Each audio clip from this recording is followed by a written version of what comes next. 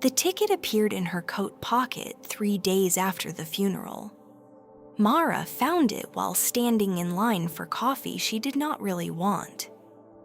Her fingers brushed against thick paper, folded neatly inside the pocket of the dark wool coat she had worn every day that week.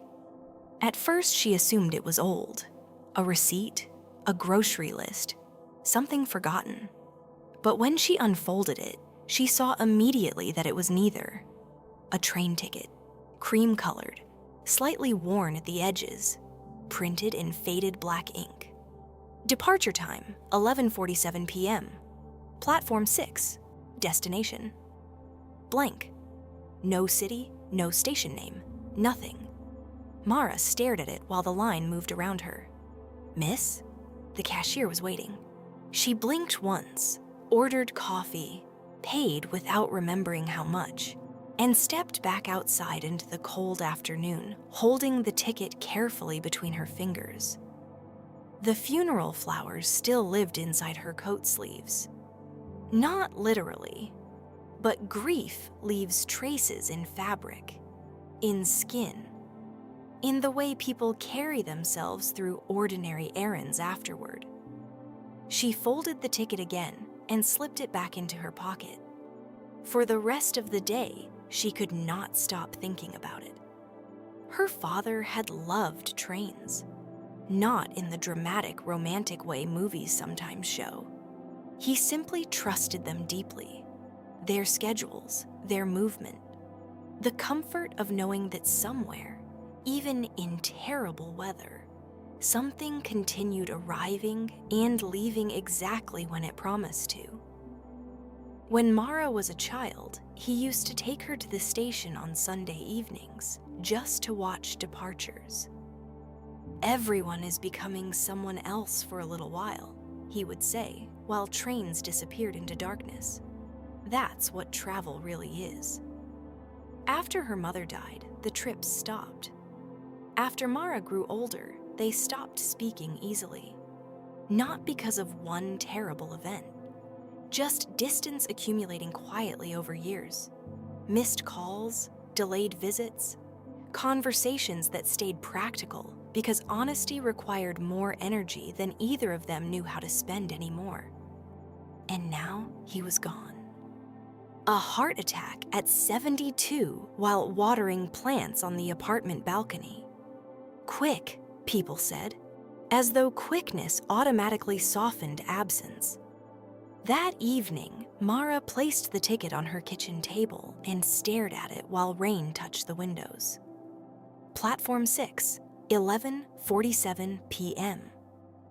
No destination. The station downtown still had a Platform 6. She knew that much. The thought arrived gently at first, then refused to leave. By 10:30, she had convinced herself not to go 3 separate times. At 10:42, she put on her coat anyway.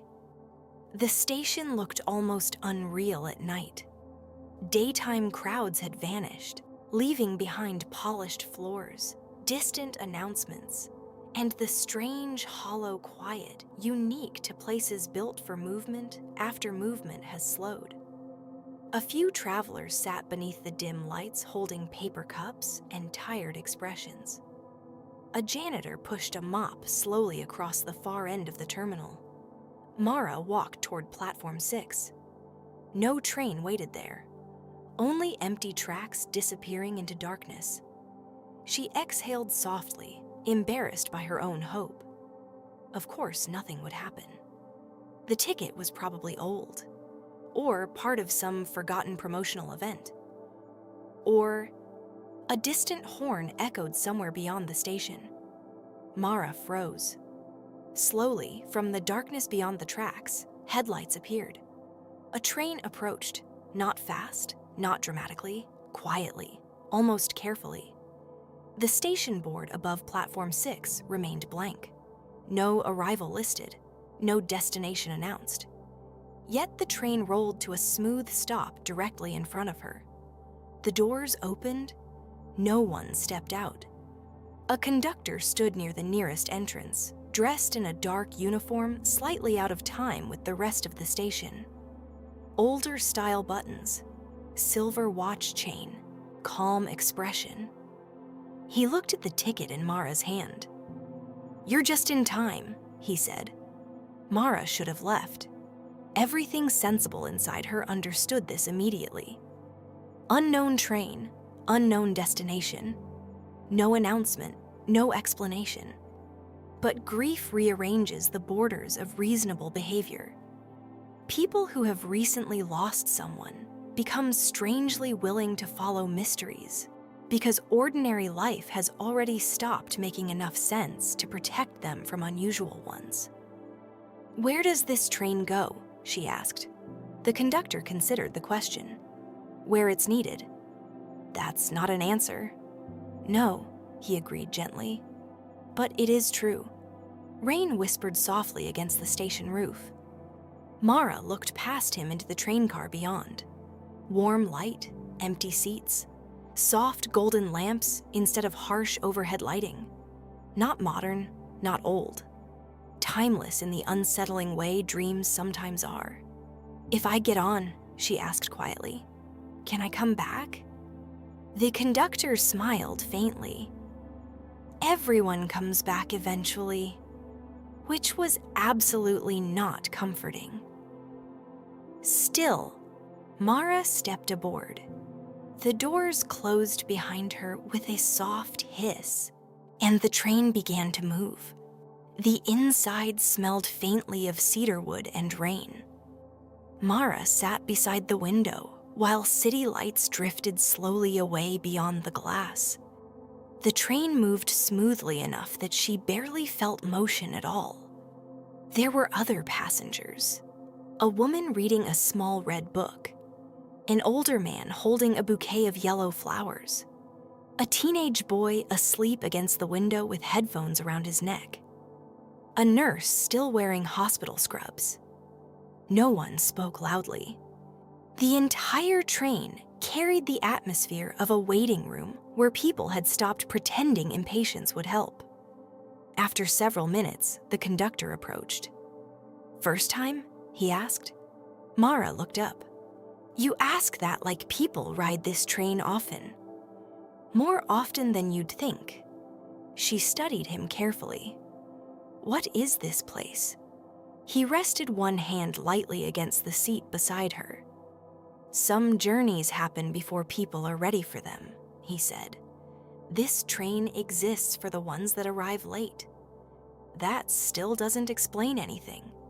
"No," he admitted. "It rarely does." Then he moved on down the aisle. Mara stared after him, half irritated, half strangely comforted. Outside the windows, the city changed. At first, she recognized streets, buildings, bridges. Then slowly, unfamiliar places appeared. Not entirely unfamiliar, more like remembered incorrectly. A bookstore she used to visit in college. The movie theater where her parents once took her on her birthday. The apartment building where she lived briefly at 26 before leaving suddenly after a relationship ended. The train passed all of them quietly. Mara frowned. This wasn't geography, it was memory. The first stop came 20 minutes later. No station name appeared outside. Only a small platform beneath dim lights. The doors opened. The older man with yellow flowers stood. Before stepping off, he paused beside Mara. "You don't have to understand it tonight," he said kindly. Then he left. Mara watched through the window as he walked toward a woman waiting beneath the station lamp. Older, silver-haired, smiling through tears. The man handed her the flowers. They embraced. And then, the train moved again. Mara sat perfectly still. The platform vanished into darkness behind them. At the next stop, the nurse left. A child ran toward her across the platform and collided into her arms, laughing. The teenage boy exited at another station, where music drifted faintly through the night air, and a girl waited beside a bicycle. None of it felt dead. None of it felt alive either. It felt unfinished, as though the train moved through places built from unresolved parts of people.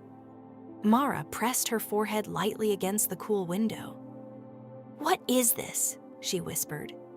The conductor, somehow nearby again, answered softly.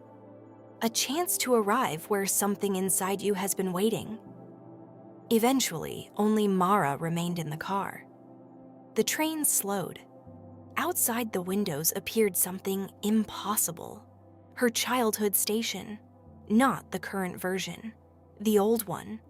The station from 20 years ago, before renovations changed everything. The same faded benches. The same flickering sign. The same tiny coffee stand where her father used to buy terrible coffee and let her steal sugar packets for no reason except she liked collecting them. The train stopped. Mara could barely breathe. The conductor stood beside the open door. "You can stay aboard," he said gently. She looked toward the platform and saw him, her father, sitting alone on the bench beneath the station clock, exactly as she remembered him in winter. Dark coat, silvering hair, newspaper folded beside him. Mara's chest tightened painfully. "This isn't real," she whispered. "No," said the conductor, "but neither is grief entirely. That doesn't stop it from changing people." Her father looked up, not surprised, only patient.